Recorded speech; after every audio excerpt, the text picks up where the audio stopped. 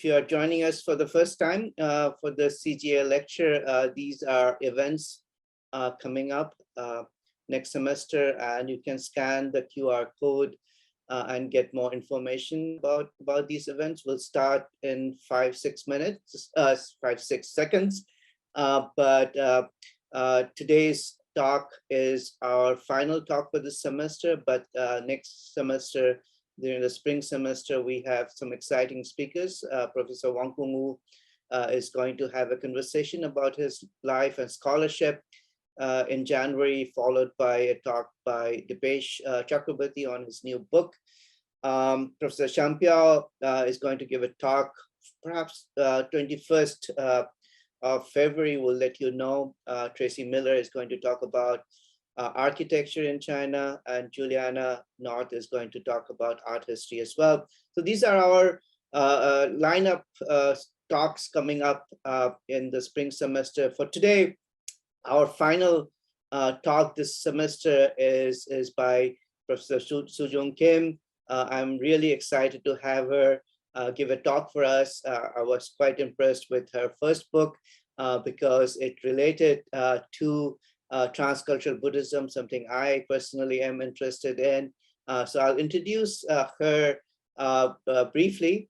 She is going to talk about her forthcoming article and research project as well. Sujung Kim is an associate professor of religious studies at DePaul University. Many of you who are attending already know about her work. Her first book was about transcultural connections between China, but especially Japan and Korea. Usually the focus of East Asian Buddhism is on China, but Sujung Kim is unique because she works on the Japan-Korea connections. And that first book came out in 2019, and I was very happy to read it as framed within the concept of transcultural Buddhism. Her idea and framework of the Mediterranean, the East Asia Mediterranean, is quite impressive because it connects to the study of trading relations in East Asia as well. So this connection between Buddhism and conceptual trading activities is something of my interest as well. So Sujung Kim is going to talk about a very exciting project that she has on Talisman. She is going to talk for about 45 minutes. She is currently actually based in Korea, so we could get her to give a talk at a time that fits everybody. So it may be early morning for those of you in the US, but it's evening in East Asia. But here today, Professor Kim is going to talk for 45 minutes, followed by Q&A session. And there is a Q&A box at the bottom of the Zoom screen. If you have any questions before she finishes the talk, you can just type it in. I'll moderate the talk, read out the questions on your behalf. And that Q&A session will last for about 30 minutes or so. So without further ado, Sujung Kim, please, your new exciting project. Thank you so much, Tansen. This is such an honor and pleasure to be invited to this Center for Global Asia at NYU Shanghai, and I'm so happy to be here. So today I'm going to talk about fairly new research that I've been doing over the summer, and the title is "A Star God is Born." As you may have sort of gotten hint, this is actually sort of paraphrase of the movie, you know, A Star is Born. Anyway, so I'm going to start. Okay, here.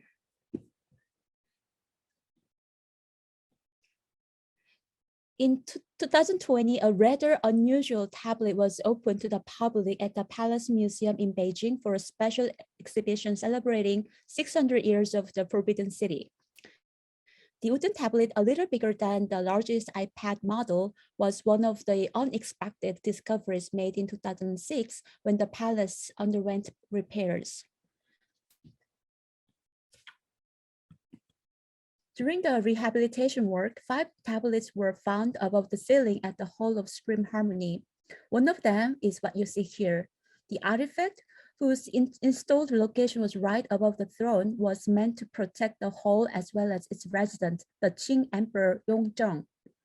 A record states that this tablet was placed in 1731 when the emperor faced political unrest. Both sides of the tablet were densely covered with various engraved items such as diagrams, dharani, as well as 72 miniaturized talismans. Information presented on this tablet may have looked foreign to the modern viewers at the exhibition, but probably not the talisman admirers who lived in pre-modern Japan. These talismans found on the rear side of the tablet is what I'm going to talk about today.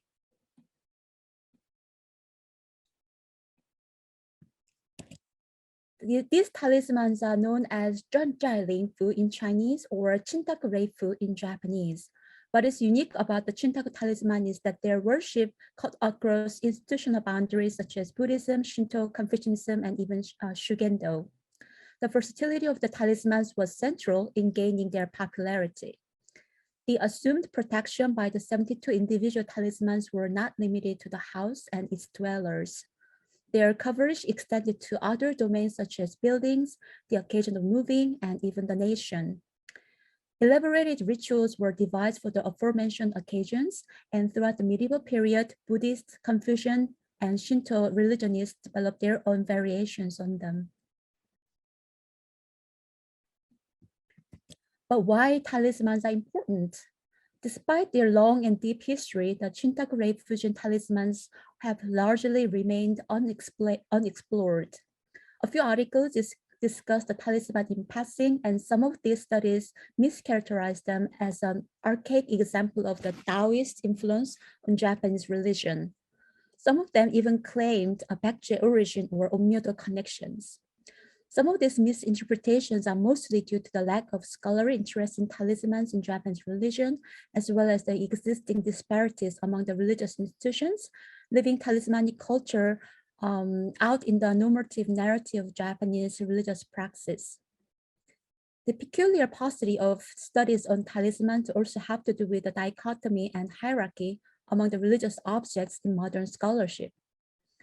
Compared to other high art in Buddhist visual and material culture, talisman had long been relegated to low and folk, or sometimes superstitious and magical beliefs that were deemed unworthy of scholarly research, and therefore studies of talisman have been marginalized. Moreover, talismans have been also discussed within rigid institutional boundaries. However, James Robson made it clear, Chinese Buddhist talismans are neither a Taoist property nor fall simply into the category of popular religion.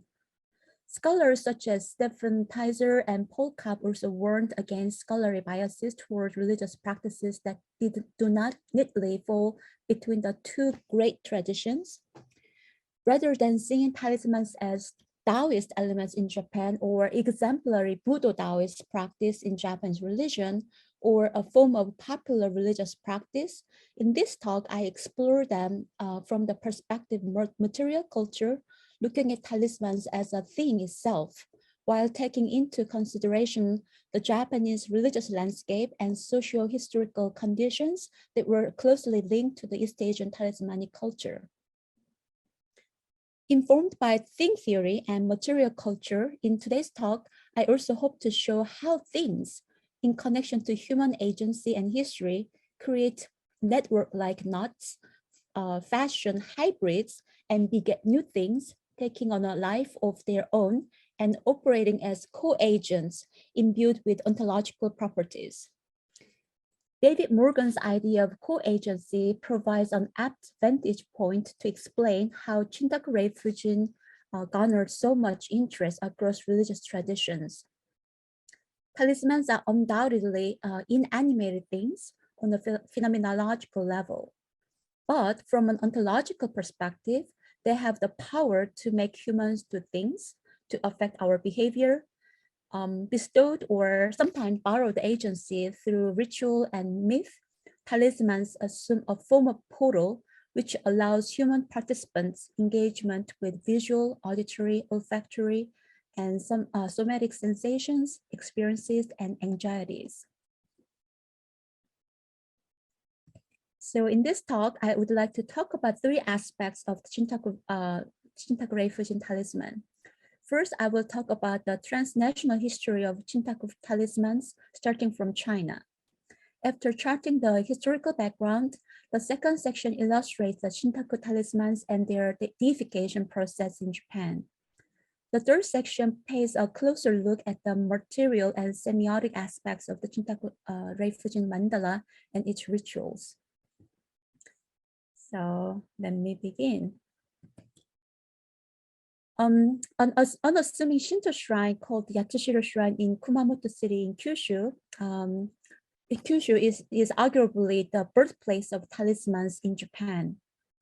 According to a legend, the talismans known as Chintaku Reifujin talismans are believed to be the direct transmission from Baekje prince, whose name is Imsung, or in Japanese, Rinsho, from the 7th century. At first glance, the narrative appears to echo certain historical ties between Baekje and ancient Japan. But in fact, there are few records to prove its connection to the Baekje prince. While it is possible that early Chinese talismanic culture had arrived in Japan via Baekje, according to my research, the Chintaku Reifu talismans appear to have arrived from China in a much later period, roughly late Muromachi period. Before I delve into this question, I would like to give you a brief background of the history of talismans in China as part of the long history of talismans in East Asia.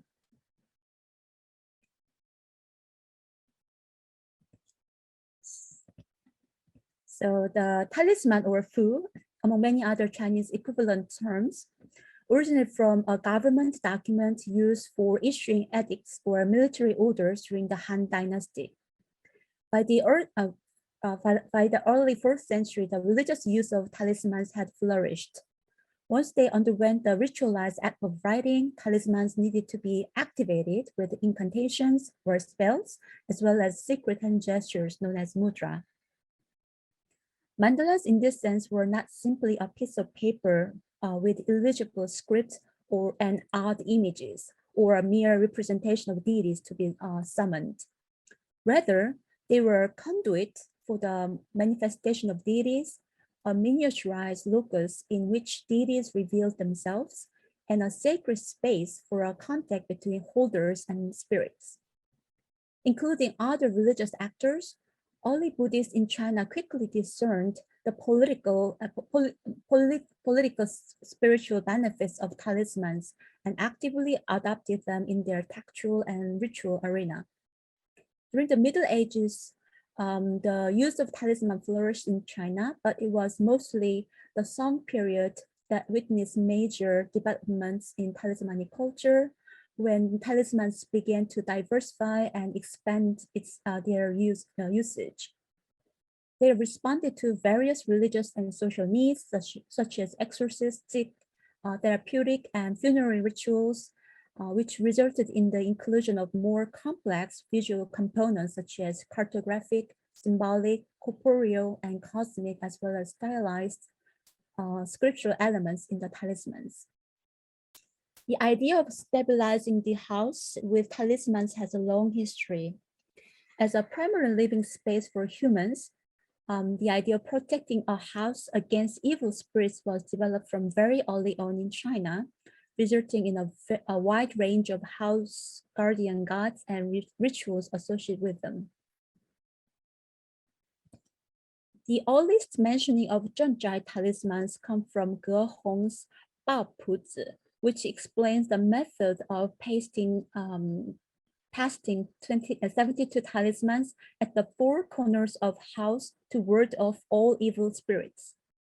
Directional symbolism played a key role in the further development of the 72 talismans.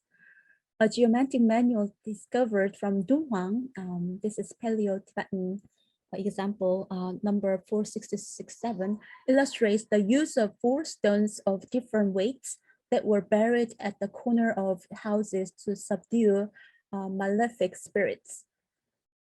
This house protecting practice using stones is very well documented in the text titled "金池以发记", a text that describes folk beliefs and seasonal festivals of southern China in the 6th century.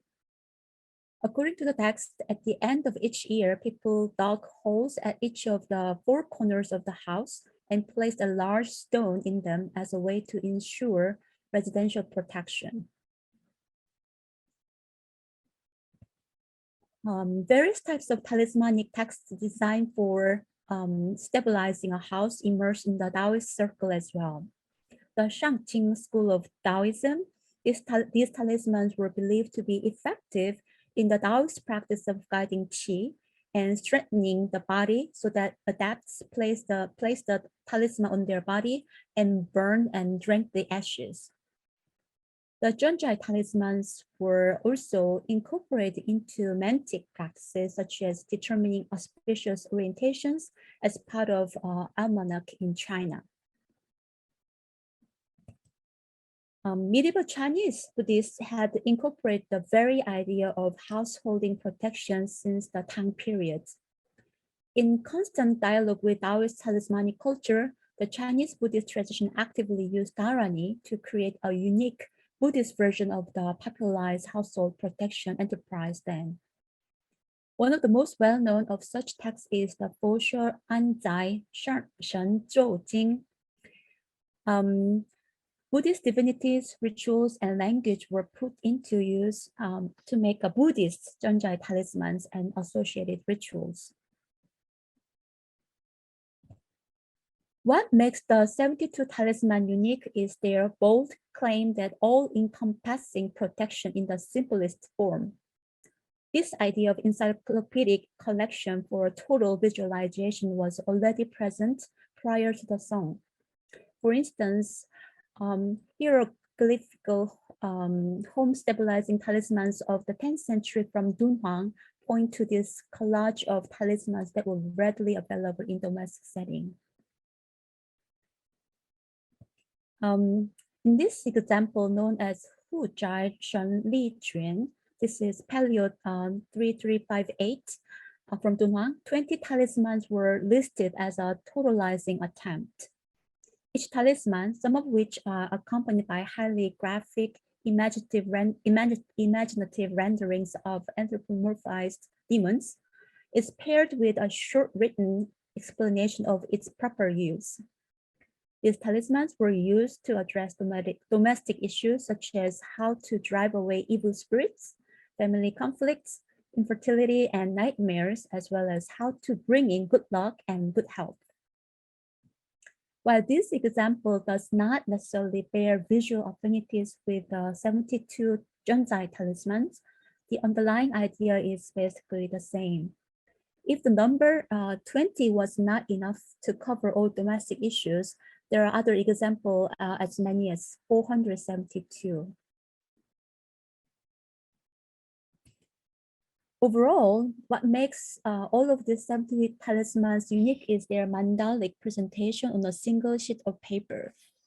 They are based on the idea of permutation, which conditions and completes the concept of totality, operating as one giant talisman. Also, the 70 Zhenjai talisman partake in the large constellation of the development of talisman manuals in China. The talismans are also collected in a text called Tai Shang Mi Fa Zhenjai Ling Fu. This is a part of the Taoist canon from the Ming period. Christopher Schipper tentatively dates the text around the Ming period with a question mark. The text begins with the origin story of 72 talismans, and according to the story, Emperor Wen of the Han Dynasty was the one who endorsed the benefits of the talisman and encouraged his people to use them. After the ideologically colored narrative, the text presents the 72 talismans, each of which is paired with a short description. The aforementioned tablet discovered from the Forbidden City is a prime example of the actual use of the 72 talismans with the ritual concerns. In this example, while some of their visual elements such as the 8 trigram with a Big Dipper and 72 talismans on the back are directly taken from the Taoist text that I just mentioned, but many other elements are added based on the religious milieu in China during the 18th century. The front side of tablet has 4 registers from top to bottom. So the first part, you see the 8 syllable mantra of Manjushri. And the second is the 12 deity names. And the third, you see the 3 mantras. The first one is White Canopy Buddha mantra. Second, the tenfold powerful one, also known as the monogram of Kala Chakra mantra. And the last one is 6-syllable mantra. And at the very bottom, you see 8 trigram with a Big Dipper. This is the back. This side displays the individual image of the 72 talismans. And as you see here, all talismans are rectangular in shape and accompanied by short explanatory descriptions containing wishes for very specific and practical benefits. So the examples of those benefits are hitting the jackpot, expelling demons, preventing fire in the house, longevity of the dwellers, being healed, no nightmares. So you kind of list goes on, but you kind of see what they were, anxious about. Career promotion, good crop of silk, good stock breeding, not getting navel is slender, removing the body stink of the placenta, avoiding baleful stars or hobgoblins or snakes or insects, just to name a few. Because of its eligibility, reading each talisman, however, is no different from solving an insoluble enigma. Often, pictorial representations on talismans inform users about the invoked deity and sometimes the ritual formulas used in its worship. In the case of 72 talismans, each talismanic script is combined with constellation signs, as the main deity is the Big Dipper, which resides over all these stars. Although it is not meant to be deciphered, an attempt to read the Zhenjai talisman script shows a rich symbolism behind its visual program. Straight lines and small circles in each talisman refers to a particular constellation that controls certain aspects of human affairs. And let's look at this example, one of the examples from the 72 talisman, and I call it the jackpot talisman. And this talisman features prominently the 6th star in the Big Dipper, that is the star of Wuchu. And traditionally, Wuchu star is associated with metal element among the 5 agents, which symbolizes the wealth. A careful analysis of the talismanic writing of 72 talismans reveals its close relationship to the traditional Chinese astrological and divination system. As for the script parts, one of the key features of talismanic writing is the technique of alienation, a process of inscription and inspiration, which means non-static characters are transformed into unknown and alive. Through elongation, abbreviation, omission, repetition, and connections, this highly stylized cursive writing instills life onto the wood or the paper. Last, the tablet's inclusion of various incantations and separate placement of an incense burner and candles suggests the dual functions of tablet. The tablet itself is a talisman, but also functions as a ritual altar, replete with a multimedia sensorial ritual program. While the installation of the tablet may have to do with the political struggle and the emperor's attempt to bring stability to the palace, its instrument in the highest and the most secret space implies strong imperial support for the Zhengjai talismans, as well as pan-religious nature of their worship in China. Now I'd like to turn our gaze to Japan, and let me go to the next. So it is not certain when Chinese talismanic culture arrived in Japan, and the earliest known example of talismanic writing in Japan emerges from a wooden slip called Mokkan of the 7th century, which bears a stereotypical commanding formula promptly in accordance with the statutes and ordinances, QQ no rigire.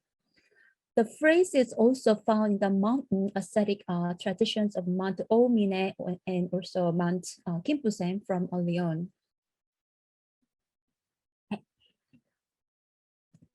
And esoteric Buddhism was another major vehicle through which Chinese Taoist knowledge was transmitted to Japan.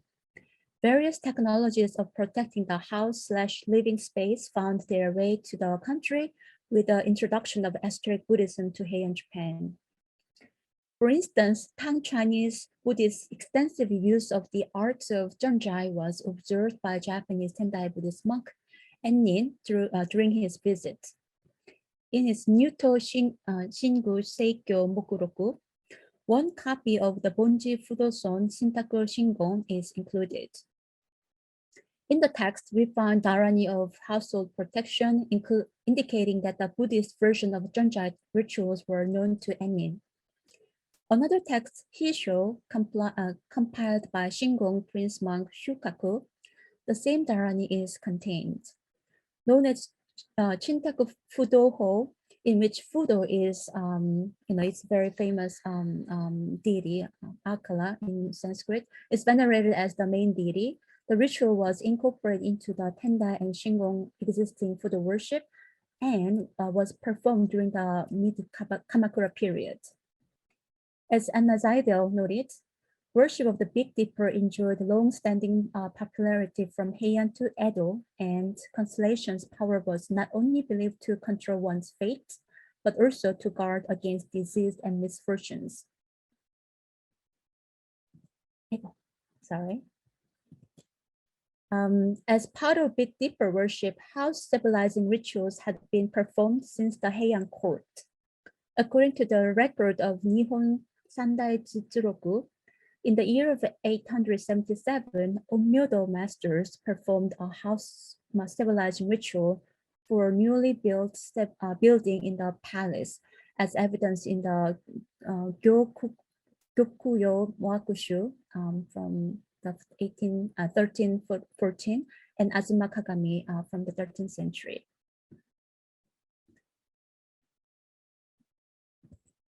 The introduction of the 72-piece set of Chintaku Reifujin talisman to Japan seems to be the byproduct of the diplomatic contacts between Ming China and Japan in connection with the maritime disputes around Wako, collectively called Japanese pirates. According to one transmission from Yatsushiro Shrine, the two extant wood blocks of Chintaku Reifu comes from the 14th century, and the talisman wood blocks are said to be enshrined by Prince Kanenaga, the sixth son of Emperor Go-Daigo. In fact, after the Mongol invasions of 1274 and 1281, the exchanges between China and Japan were halted for 70 years. The newly crowned Ming Emperor Hongwu, however, wished to re-establish tributary relations with Japan and to solve the Wako problems in Chinese coastal areas. Between the years of 1369 and 1381, numerous Ming envoys arrived on the shores of Japan. Prince Kanenaga, the head of the office for the subjugation of the West in Kyushu, dealt with these envoys. After the second contact from China, the prince reluctantly dispatched Japanese envoys to present tributes to the Ming Emperor. The Ming Shi records details of the diplomatic missions as well as items exchanged. Considering the short-lived but intense contacts and exchanges between Ming court and Kyushu, it is very possible that items such as Zhenjia talismans may have arrived to Japan through these contacts. The reception and uptake of the talismans were relatively quick due to the various stellar cults already existing in Japan, such as Myoken. Japanese Buddhists took the talisman as another expression of Myoken, the astral deity widely worshipped since the Heian period in Japan. With the existing astral deity worship in the Tendai Buddhist tradition, the Chintaku talisman further enriched Tendai astral knowledge. Unjoji, that you see on this screen, the headquarters of the Tendai Jimon School, and also some more popularly known as Miidera. Unjoji seems to be one of the major forces shaping this deification process. At Unjoji, a deity whose name is Sonjo-o was devised as a singular force of religious and political dominance over other esoteric star rituals and political rivalries since the 12th century. In fact, in my book, one chapter is dedicated to Sonjo, so maybe you can take a look at later. When Chintaku Reifu talismans were transmitted to Japan in the late Muromachi period, the worshippers of talismans attempt to anthropomorphize the main deity of the talismans. So in other words, in Chinese example, there is no anthropomorphized image of the talismans, whereas in Japan we do have. And this time, when it became a deity, it is now called Chintaku Reifujin. Jin is the kami character shun in Chinese. And the deity, who are none other than the talisman, came to be associated with numerous other stellar deities such as Myoken, Sonjo, and Jonu. And here is Jonu, who is the guardian of the north, becomes the face of Chintaku Reifujin. And one of the earliest known example of Chintaku Reifujin mandala is what you see on the right-hand side here, currently stored at Ichigami Shrine in Shiga. It's very close to Onjoji, and given Onjoji's interest in the astrological deities, the temple stands out again as one of the best candidates behind the promotion of Chintaku Reifujin worship. Japanese military elites in the late medieval period took a part in this process as well. Myoken was favored by prominent families such as the Chiba clan and the Ouchi clan. Since the 12th century or so, Myoken became the protective deity for the Chiba clan, and among numerous iconographical variations of Myoken, the Jonu type Myoken, also known as Chiba Myoken, received strong support from the military elite. Considering the existence of Jonu type Myoken, it seems Chintaku Reifujin's depiction as Jonu was not an unexpected one. Other than Buddhists, Shinto and Shugendo circles readily marked their interest in Chintaku worship. In the early modern period, Ame no Minna Kanushi, one of the gods recorded in Kojiki and Nihonshoki, came to be associated with Chintaku Reifujin, for instance. Ame no Minna Kanushi's name itself hints at his place at the center of the celestial universe, whose position is said to be of Myoken, or the pole star.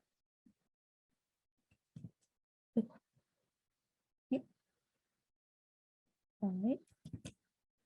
Shugendo centers incorporated talismanic culture and were involved with making talismans across Japan.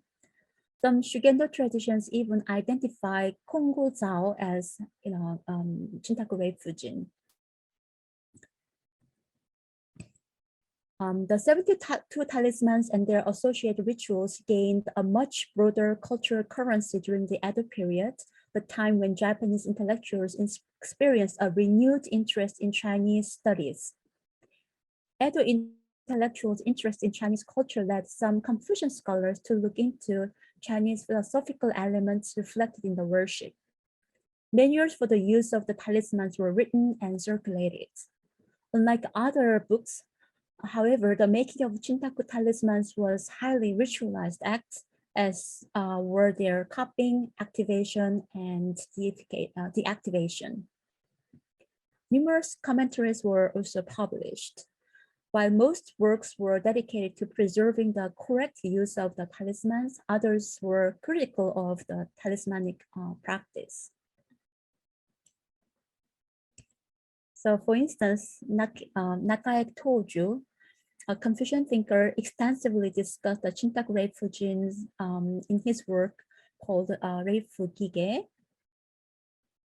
And Kawaradani Sanjin is another scholar, Confucian scholar, also was very critical about Chintaku Reifujin worship. And he wrote this text called Hokushin Chintaku Reifuben. And Buddhist monks also interested in this writing about the worship of Chintaku Reifujin. And we have several treatises. And this example called Chintaku Reifu Engi Shusetsu.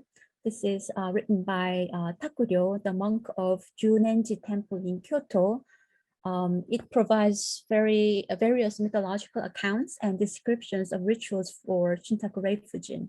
And in it, Takuryo claims that Chintaku Reifujin subsumes all the teachings of Confucianism, Buddhism, and Taoism.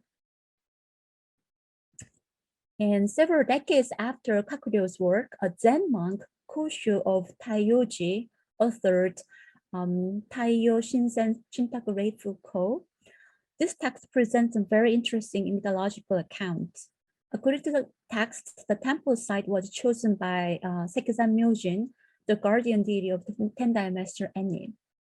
The text also states that the wood block of Chintaku Reifujin in the temple's position was carved by Prince Shotoku. So a lot of them are kind of forgery, but very interesting Tendai connections.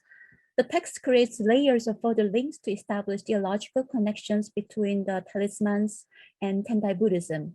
It continues to state that Zen master Daiyo taught Koshu the authentic talisman making method passed down from Saicho, the founding figure of Tendai. The text makes also several hermeneutical claims to establish a new theology for the deity. The text even claims that worship of the talisman helps believers to achieve samadhi, enlightenment. Whether Koshu's attempt to establish the talismans as an orthodox Tendai practice was successful or not, its creative bending and interpretation of Tendai doctrine adequately demonstrates how much the talismans captivated religious intellectuals in the Edo period. Its popularity during the period led to the spread of shrines and temples dedicated to Chintaku Reifujin all over Japan, as you see in this map. And I kind of tried to make a little kind of connections of networks here in the yellow circle. Other than Yatsushiro in Kyushu, in which the talismans were initially introduced, the Kansai area, Osaka and Kyoto are packed with, Chintaku Reifujin sanctuaries. So, for instance, Horikoshi Shrine or Ikukuni Tama Shrine, Tenmangu Shrine, Tenmangu in Osaka, or Honin in Osaka, or Hoshida Myokengu or Chintaku Reifu Shrine in Kyoto are representative examples among the extensive network of Chintaku Reifujin sanctuaries. As discussed so far, the worship of talismans transcends geographical and institutional boundaries. Now to the last part. So let me now turn to the visual details of the Chintaku Reifujin Mandala and its rituals. Among the four cardinal directions, the north occupies a special place in Japanese cosmology, ominology, and mythology since antiquity. As the direction of the pole star or the Big Dipper, the north symbolized the celestial center as well as political authority on Earth. The immovable center, the axis mundi, thus required a high degree of protection, leading to several deities associated with the north, such as Myoken, Bishamonten, and Janu. And Chintaku Reifujin shared the roles of which these divinities partook and was perceived as the personification of the Big Dipper. Chintaku Refugee presides over the 72 two talismans, and they in turn represent the changing constellations that are observed in the sky, but intimately connected to human affairs on Earth. The mandala of Chintaku Refugee faithfully visualizes these celestial visions. In the mandala, as a personification of the northern power, Chintaku Refugee sits on the top of the palatial structure. The diagram that contains three stars of fortune and the Big Dipper, along with the 8 trigrams in the upper middle of the mandala, is taken from the diagram included in the text, 太上密法正在灵符. His image, 2 acolytes, and the black tortoise, in Japanese genbu, are all coded with the power of the north, as well as fundamental Chinese cosmology. The personified Chintaku Reifujin is seated on an elevated place, as would be a typical Taoist immortal. These 2 acolytes, Hokuwa Doji, literally means revealing trigram, and Shikuwa Doji, literally means concealing trigram, embody the principle of interplay between yin and yang. The former holds a banner, and the latter brandishes a club representing speedy and powerful performance, and yet their ongoing obedience to the order of divine message.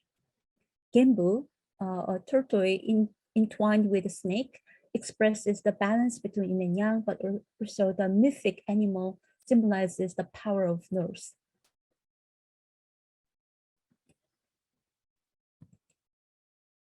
Most visually stimulating in the mandala is the densely chained 72 talismans. The number 72 also carries a rich array of meanings. Although there are numerous variations in the arrangement of individual talismans, the total number always amounts to 72. Several theories have been suggested to decode the significance of the number. According to a Taoist interpretation based on the numerology in I Ching, it is said that when 64 hexagrams and 8 trigrams are combined together, the total number becomes 72. Another local tradition notes that the number corresponds to the number of the peaks of the Mount Wudang in China, and Wudang mountain is known to be the birthplace of Zheng Wu. But there are other possible ways to make sense why the number 72 represents the concept of completeness.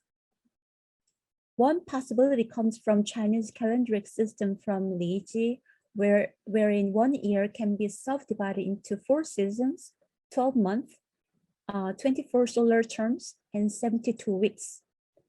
The number 72, therefore, can be the most fractionalized unit that details human affairs and yet still signifies an entire year. Putting all of them together, the visual program of the mandala is replete with spatial and temporal themes. While the northern direction elevates Chintaku Reifujin to the highest altar, the 72 talismans featured in the mandala embody the 72 significant temporal moments throughout the year.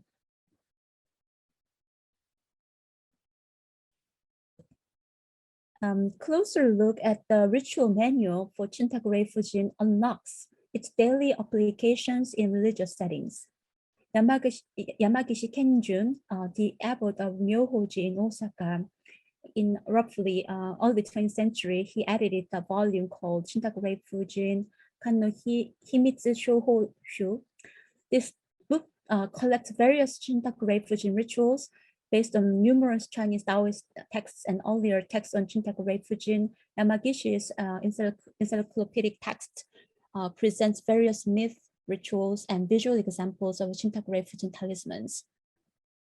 Although his amic description should be taken with a grain of salt, the book contains invaluable details of the Chintaku Reifujin rituals, at one time concealed as completely secretive knowledge. Different rituals transmitted in different religious traditions are recorded, and one of the most noteworthy is the Buddhist version of the Chintaku Reifujin, which I'm going to talk about in a bit. Here on this description page of the ritual altar from the Chintaku Reifujin, the book that I just mentioned, the deity is identified as the Tendai Jimon's most astral deity, Sonjo-o. Here it is written as Sonjo Chorino, but it's Sonjo-o. According to the descriptions, the image of Chintaku Reifujin should be placed on the north so that ritual performer can face the deity from the southern direction. And various items were offered to the deity, such as rice cake, 5 kinds of tree, liquor, sweets, tea made from Japanese toria tree, and fruits such as dried persimmons or dates. Under the offering altar, 6 other items were placed. And if you look at from right to left, you have candle, 72 coins, an incense burner, and folding fan, a small knife, and flowers. Buddhists were not the only ones who had developed and incorporated Chintaku Reifujin rituals into the tradition. Confucian and Shinto traditions also performed rituals for the deity in accordance with their own vocabulary, cosmology, and doctrine. Except the preparatory purification rituals such as cleansing one's body and wearing a clean cloth, etc., each ritual invoked different deities and used varied liturgical texts and incantations. For instance, whereas Confucian rituals for the deity included the Emperor One of the Han in their ritual, whereas the Shinto version incorporated the typical talismanic commanding formula, Kyukyu Nyo Riture. These wide and wild variations of ritual practices around the talismans seem to suggest that followers of the talismans made great efforts to tap into the talisman's assumed power. At the same time, these variations speak to the flexibility and adaptability of the talismans.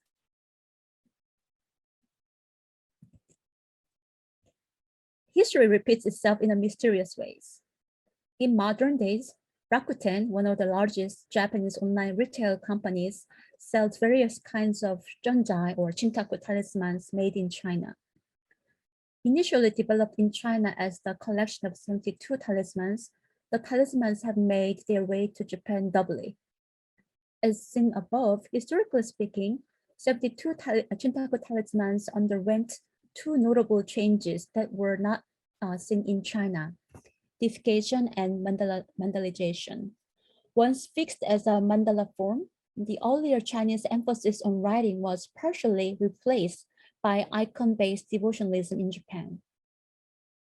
A closer analysis of the Chintaku Reifujin mandala as well as its cross-cultural context reveals that the worship does not simply mean an extension or a variation of Chinese Big Dipper worship. Rather, it presents a sophisticated form of religious mosaic allowed to coexist in an array of different forms of doctrinal thinking, cosmological knowledge, and ritual logics, all interacting with different religious actors.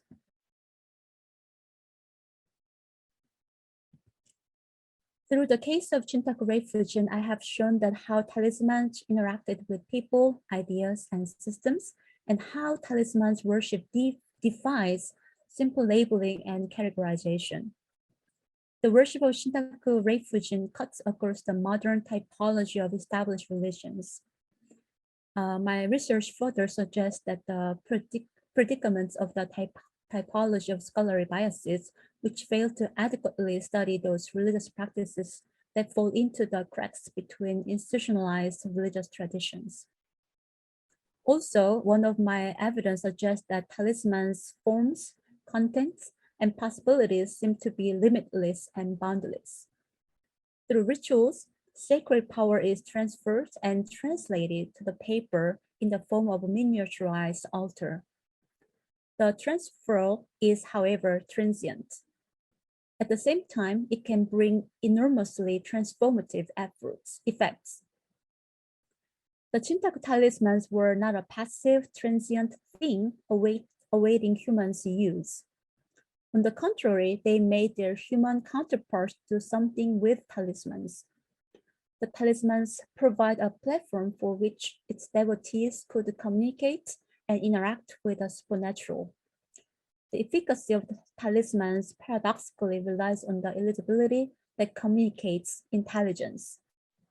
On an abstract level, talismans are a structure that renders visible the movement of the chi that connects the holder and the cosmos.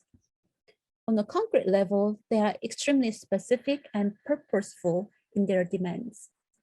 When they are activated and applied, an unprotected part of the home can be protected, an afflicted body can be healed, and endangered areas can be blessed. In this sense, talismans are more than visual. They are auditory, tactile, olfactory, and somatic. In essence, talismans are a thing that calls for human action and acts like a co-agent throughout their life cycle. And thank you for your attention. And here's my email address, so that if you have any other questions that were not answered here, I'd be very happy to answer them later. Thank you. Thank you so much, Sujing, for this fascinating talk, and for the people in the audience. You can type in your questions in the Q&A box.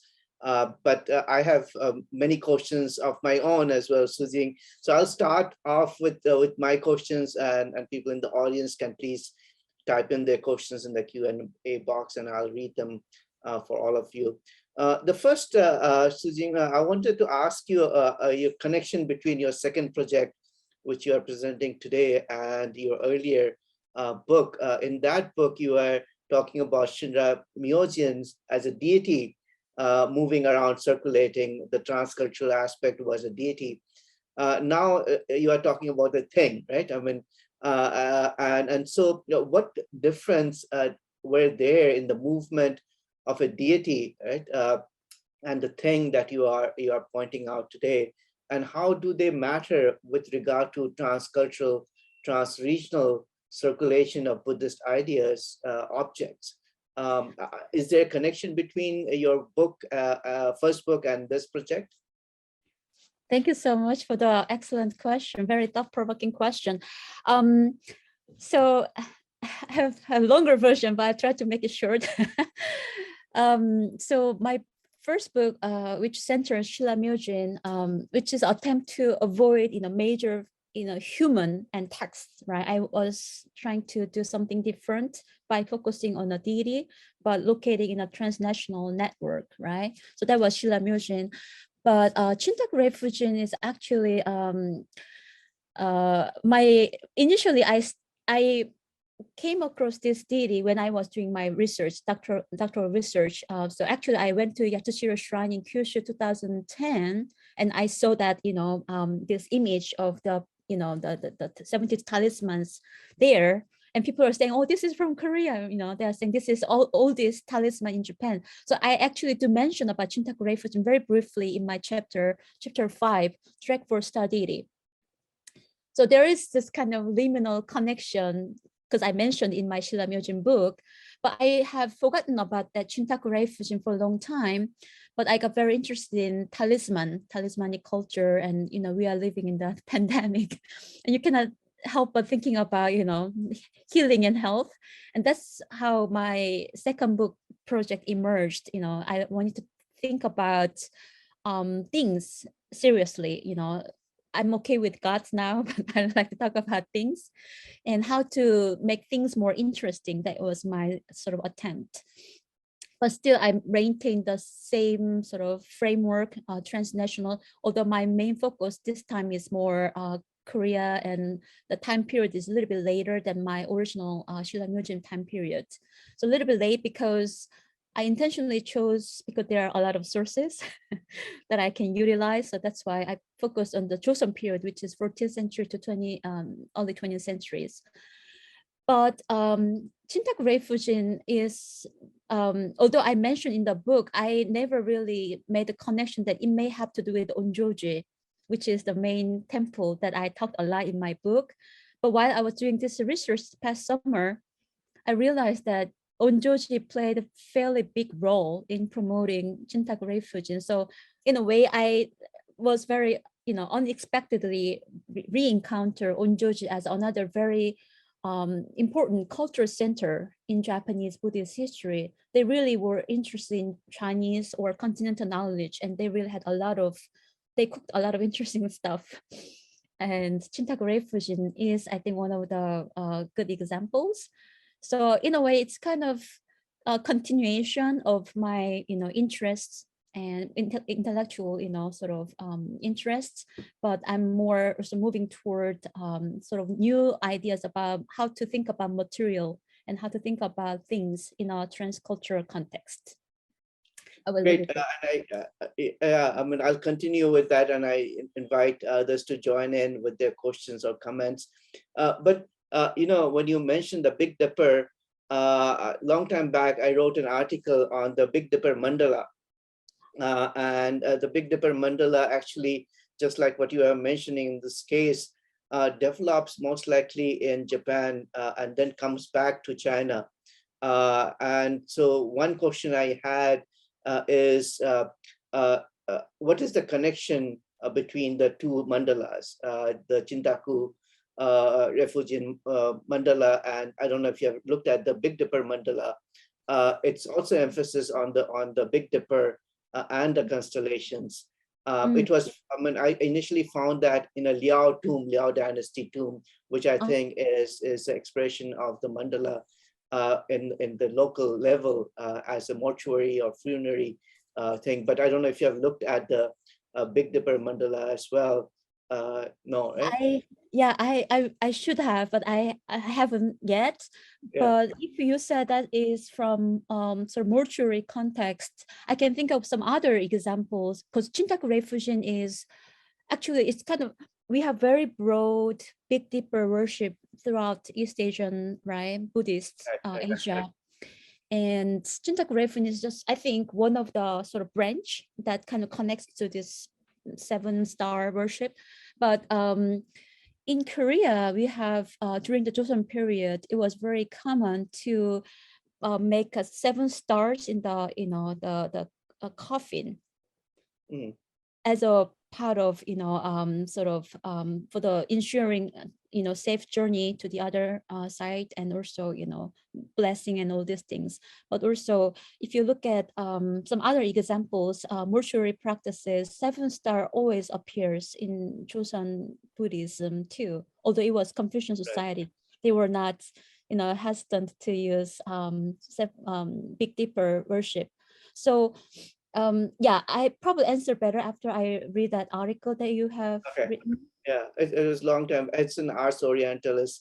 But I'll come back to the issue of images. I think that's the fascinating part, because you have images, but there is also text, Chinese characters that appear.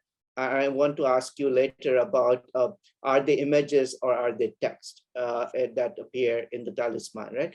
But there's a question from one of the participants here, and I'll read that out. Other than the Japanese monks, this person asks, who researched the Confucian Taoist or other Chinese Korean sources for these talisman, when did these talisman become popular among the local people and local general population?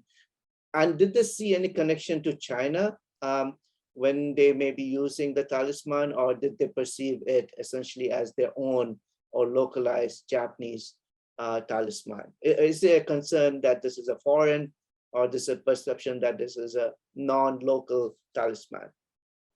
That's excellent questions. Yeah. I really like that. For the first part of the question, whether when it became localized and how it spread to the general public, um, I am not sure exactly, but at least if you look at all the networks in the map, the slide that I showed, you see like ofuda, like, or those wood slips, things that you get from the shrines and temples, right? We have those examples, fairly a lot of examples indicates that probably the more mass production came more in the 20th centuries, but at least I think it would be safe to say that at least late 18th or 19th centuries, by then people were fairly frequently encounter Chintaku Reifujin talismans in Japan. And for the localized, the second part of the question, whether Japanese perceive this as their like Japanese talisman, Japanese deities, or Chinese or even Korean, right? Because at least in Yatsushiro, area, people believe that this is from Baekje, this is from Baekje Prince. So there are different conflicting narratives within Japan, I guess, right? One, that Kyushu area has very strong sort of interest in connecting their history with Korean peninsula, whereas other parts of Japan do not necessarily want to talk about it, or they willfully try to omit Korean part, but often connect to China. But I think Jonu, the image of Jonu is often, there are a lot of Jonu images stored at Onjoji Temple. And they are definitely very clear about this is Chinese origin. So I'm not sure how ordinary people understood the historical perception of that. Probably coexisting, right? Some may have seen as a Japanese, but I think this was fairly Chintaku Reifujin, the talisman, and the idea of writing this, the formula. This is actually fairly clear continental origin. So I think people are aware of that. Okay, great. Before I get to the image question, there's another question, a comment and a question from a member of audience. This is Anna Andreeva from Ghent University in Belgium. So she is thanking you for the wonderful talk. So she says, I have a comment and a question. The comment: very often Edo period vernacular religious Japanese sources will include talisman, preceded by an annotation that says the Taoist say, in quotation, right? This may be one source for persisting confusion about the links with Taoism and Buddhism, I guess. The question then is it possible to outline a gendered use of Chintaku, Refugee, and Talisman? We didn't get into the gendered aspect of this. Evidently, yes, but we'd like to hear more about your opinion about this. Yeah, thank you so much, Anna, to be here. And Anna is one of, I have to make a footnote that, because I kind of had some long sort of introduction where talisman is neglected, right? But, Anna is one of the very notable exceptions who is working on, women's safe delivery and women's talismans. So I think people are, now recent scholarship tend to be paying more attention to things like talismans now. So I should make note of that. And also I really like the question as well, but how, the gender is another very big sort of gap when we approach this kind of materials. And I think it's a very important question. Interestingly, Chintaku Reifujin, according to one Japanese scholar, I haven't seen it in person, but according to that scholar, Nikai, I think his name, he reports that there was one example that Chintaku Reifujin is depicted as women. Shi Wangmu, the mother of Queen the West. And local people venerate it as a Chintaku Reifujin. So it's kind of interesting. Myoken is similar too. There is female version of Myoken too. It's rare, but it's there. So, and what is interesting is that people didn't find it strange, right? Yeah. Yeah. So I mean, that's connected to what I wanted to ask you a sort of a way, because if you say things in this particular case, and you are giving agency to objects, I think that was your introduction. And as anthropologists have studied and told us that as things move, they get transformed, right? It's not just the same thing moving. And in your case, you see it change as well. The deity emerges, right? So Chintaku Fu becomes Chintaku Fujin, right? I mean, so that's a transformation, right? So in that transformation is of an image, right? I mean, an additional image is introduced into this moving object. So what is the role of image in the talisman, right? Yeah, the stars are depicted, the deity is depicted. Then there's all these Chinese characters, which many people are not able to read, right? But they look like images, right? So what is the role of images in the talisman? Do they matter as much as perhaps the text that may appear along with it? This is really the core research question that I have, and Tansen, you are just right on the spot.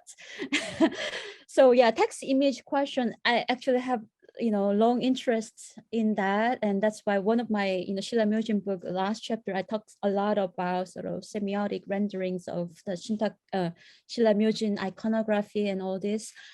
And Talisman is really interesting case because it's, as you said, it's and as also highlighted in my talk too, it's illegible and yet it communicates some intelligent information, right? So if you are sort of trained, if you have trained the eye, you actually can decipher, some elements. You can even tell like this is Taoist and this is more like Buddhist, and you can, and Chintaku Reifujin talismans, all of them, right, they kind of reproduce the same structure, right? Upper part has constellations, lower part character. But what is really, I know it sounds a little bit postmodern, but what is interesting about talisman is kind of the oscillation between illegible and legible. You shouldn't be able to read. If you read it, that kind of defies the goal of talismanic writing, because talismanic writing has very sort of stems from this idea that ritualized act of writing kind of gives some power. You can summon deities, right, through act of writing. And the writing is divine script, right? It's not meant to be read by humans. So it's very, has to be enigmatic from by design, right? And your question is really interesting too. And then can you say that those writings, those letters can we say that they are images as well? I think I should really, to answer that question, I really should study more. So at the moment, I do not know how to answer the question. So maybe Yeah, I can say, last semester I had a student who was looking at Chinese seals, and she was looking at the concept of image text, image hyphen text, and she wanted to connect it to the talisman issue, and so that may be one way of looking at, it's not just image or just text, it's a hyphenated image text issue, and there's a lot of writing on that concept, so that might help as well. But the related issue is, as things move and images develop, in the earlier case with my Big Dipper Mandala, things come back to China, changed. I mean, so this is again part of the movement of objects that Prasenjit Dwara has written about, that it comes back to the point of origin, changed, right? And so if you look at the Big Dipper Mandala, it starts with Amoga Vajra in the Tang period, and in the Tang various kinds of esoteric texts. It seems to have been transmitted to Japan, and the mandala started appearing, and then it came back during the Liao dynasty. Do you see at the very end, you said there's a China connection at the very end, big sold, made in China things. But do these things come back to China with the deity, right? So as it's moving, the deity is added. Does the deity Chintaku Fujin come back to China? Do you see any evidence of her presence in China? I have not encountered the example yet, but if I find it, I definitely have to change my paper too. But so I'm not sure about that connection, sort of what is it, like a counter current. Yeah. But I do have examples of Korean Chintaku Jeonjae talisman, basically. So in Korea period, from the 10th century to the 14th century, we have examples as early as 13th century. We have Jeonjae talisman, not 72 the entirety, but only 7 of them selected, and that is sort of included in the Korean Buddhists loved 24 set of talisman. They kept using it. Actually, I have image of it. If you are still here. This is the image. So for instance, I think this is the jackpot talisman that I mentioned. So it's very easy to see, actually, if you see the constellation parts, and this is coming from, this is also same from the Chintaku Jeonjae talisman. And this one, yeah, here, okay. And so this is right, this is actually Korean example. And these 7 were kept used in Korean context and like mortuary context. So this is a shroud found in Confucian scholars, and you see this eventually 24 talismans were kept used in Korean context. So it's not going back to China, but definitely this Jeonjae talisman was fed. It was totally big thing in East Asia. Right. And maybe a final question, Sujong, I'll let you go after that. What do we make of Buddhism in the 16th, 17th century with the talisman as a point of entry? Can we see Buddhism has transformed in East Asia in the 16th, 17th century? Is it the same Buddhism that is continuing from your earlier work to present? What would be your take on Buddhism, since you have moved your period to a later period, as you pointed out? Do you see a distinct kind of Buddhism? And I think the gap that you mentioned during the Yuan dynasty, 70 years, did it have an influence in how Buddhism then is practiced in Japan without the connection to China? So I wonder, is the 16th, 17th century Buddhism in Japan, Korea, different from the earlier Buddhism that you have worked on?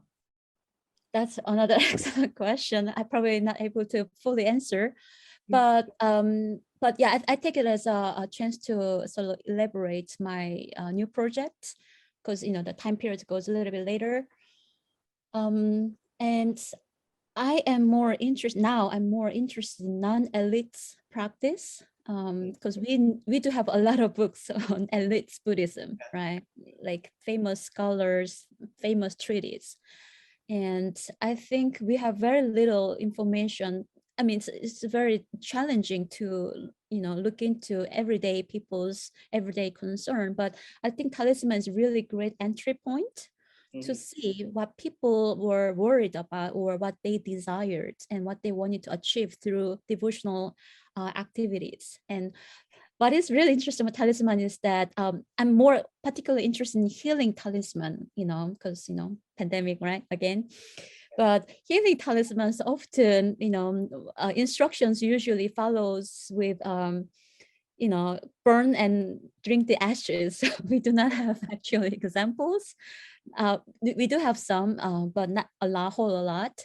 So it's quite still challenging, but I think what I like to envision through the talismans in my work from now on is try to find a different angle to recover things like talismans that were people didn't really think that is great, right? And or something very mixed with so many things. In Korean, there's also shamanism, right? And shamans usually, make use of talismans too. So a lot of syncretic and, amalgamations. And I like to sort of rescue this something, that has been not really studied in Right. my study. And in case of Japan and China, I definitely think this is, to me, this is, I'm very, early in my academic career, but I think 16, 17 and that century on, it really, you see a lot of this kind of people's engagement, right? Devotional, something you can do cheaply. In other words, you can do if you want it, not, sponsoring big high art. So I think Talisman has a lot of potential to look at those marginalized angles. Yeah, I mean, I said it was last, but it's such an interesting topic. Since you brought in the agency of objects, and that's also of an interest to me. But it's also the portability. It's easy to take talisman from one place to another. It's Exactly. not just any kind of object, right? I mean, it's not any kind of a thing. The portability in the mobility matters, right? So you can carry it. And you can give it to somebody who does not understand and say that, this, if you don't carry it, an accident will happen or something like that. So I think that's an interesting fact as well, that it can move easily. It's a thing that can be passed on and maybe interpreted differently as well. And then that's what last question I wanted to ask you is about the circulation of knowledge. Um, because as things move, talisman, somebody has to explain what this talisman is about, what it's supposed to do, right? So it might create one group of people who are explaining this talisman will do this thing. So it comes with some kind of a horoscopic, celestial, astronomical knowledge that may be connected. Have you seen that as part of the larger impact or agency of the object that leads to the circulation of knowledge about the cosmology or about any other aspect that's connected to the ritual, for example? That's you are, well, you just come up with also brilliant questions. So, and a lot of them I have to really think, think really hard. Um, but I really like the idea of, looking at with this framework of circulation of knowledge. And I to indirectly answer your question, I'm really interested in how this is produced and circulated. At least for now, I'm focusing on Choson, Korea, but I have found like roughly 200 temples in Choson had workshop to be able to carve those wood blocks. Huh. And I'm not saying all of them carve talismans as well, but fairly good sized workshops were able to, I think, I have to really dig more. And talisman, we have a lot of examples in the museums and archives in Korea from wood block, talismans, and definitely we see a lot of sponsorship coming from Buddhist temples. And I think that it has a lot of interesting stories to be told later if I keep, working on this. And this is a very beginning stage of Yeah, my talisman work. great. Yeah, I would also suggest as you look more deeper into this is the change in the medium from paper to wood. And what does that imply, right? So paper is easily destroyed. I mean, you can throw it away or make into ash and drink it, as you say, but wood is for further preservation, right? So does the change in the medium of the talisman, was it supposed to be kept preserved or was it supposed to be destroyed after some use? So does the change in the medium tell us something as well? But I really look forward to reading your book when it's done. And I would like you to come to Shanghai at some point. And I would like to thank you for the talk today. It's fascinating. It has raised an interesting issue for me. All the members of the audience, as I said, this is the final talk for this semester, but I hope you'll be back. Sujung, I hope you'll be back as well. And thank you so much from the Center for Global Asia. Have a nice day and a nice day for all of you. Bye-bye. Thank you, Tansen. Everyone, thank Bye. you.